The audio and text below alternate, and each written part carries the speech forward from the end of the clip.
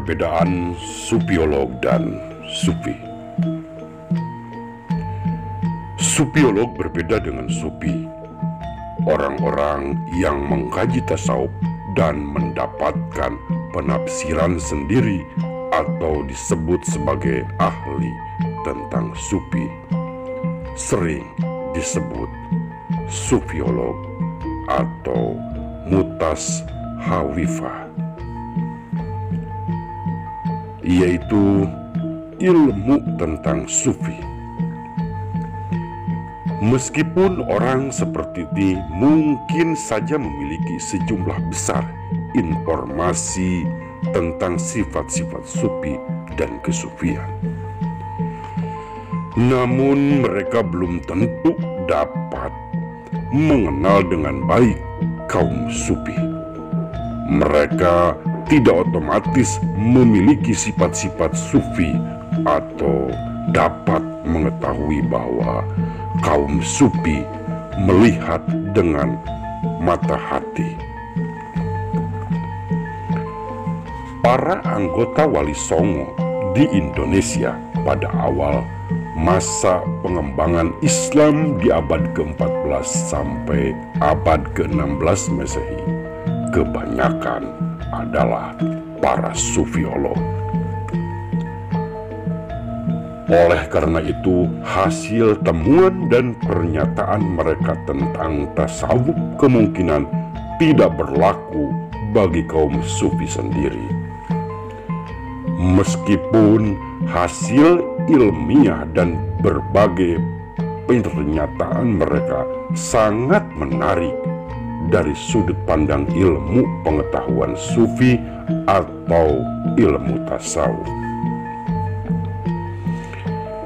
Hal itu dikarenakan hanya orang yang sempurna perjalanan ruhaninya saja yang mampu menyadari hakikat, dan kaum Sufi berupa sekuat-kuatnya untuk mencapai kesempurnaan.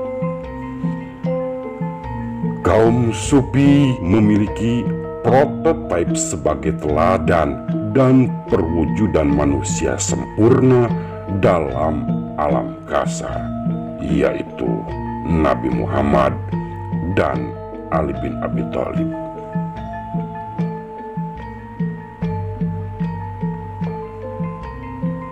Kemenakan dan gerbang semua ilmu Nabi Muhammad, mereka juga memiliki kaca cermin pada para ulama dan wali Sufi yang telah mencapai berbagai tingkat kesempurnaan.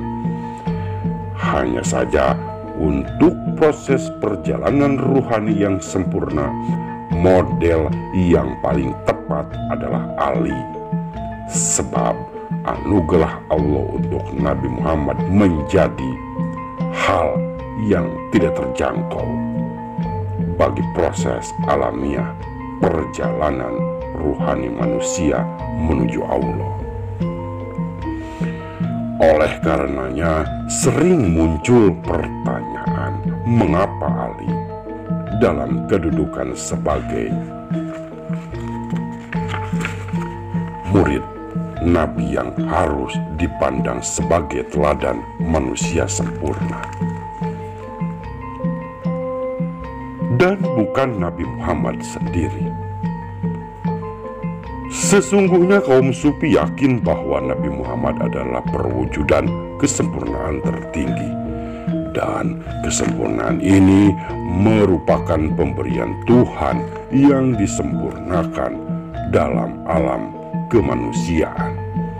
Sedangkan Ali mencapai kesempurnaan dan keguruannya melalui pengalaman menjadi murid Nabi. Dari perspektif sebagai murid yang manusiawi dan natural inilah Ali memberi teladan sempurna bagi kaum Sufi. Di sini Ali mampu menjadi Sufi sekaligus Sufiolog, sedangkan generasi berikutnya sangat jarang yang mampu menduduki dua keahlian itu sekaligus. Secara konseptual, manusia sempurna adalah pribadi yang telah terbebas dari belenggu nafsu yang memerintah kepada kejahatan atau nafs al-amarah. Baik secara lahir maupun batin, manusia seperti itu menjadi perwujudan sifat-sifat Tuhan karena telah menyatu dengan Yang Maha Mutlak. Dia terbebas dari kenisbian aku dan kami. Dia adalah cermin yang memantulkan Tuhan dengan sempurna. Jika orang memandangnya, maka yang terlihat dan terbesit dalam jiwa hanyalah hakikat mutlak. Apakah mungkin menjadi manusia sempurna? Inilah pertanyaan yang selalu menggoda manusia untuk mempertanyakan dan membuat konsep tentang ini. Para sufi menjawab, iya, pasti mungkin. Kaum sufi yakin bahwa satu-satunya cara untuk menjadi sempurna adalah dengan mensucikan diri melalui pendidikan kesufian yang sempurna. Salah satu caranya adalah melalui guru sufi. Jalan inilah yang sering disebut sebagai thariqah atau jalan spiritual. Dan untuk menjalankan pendidikan ini, pertama harus mematuhi syariat. Pada akhir thariqah, orang-orang tiba di ambang hakikat. Nabi sendiri pernah mengemukakan, syariah adalah ucapanku, thariqah adalah perbuatanku, dan hakikat adalah keadaanku.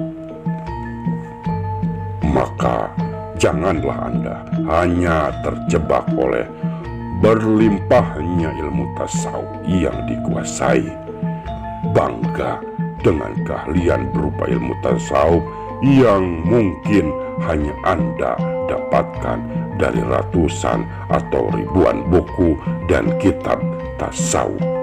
Namun, jadikanlah diri Anda sebagai sufi, jangan sebatas sufiolog.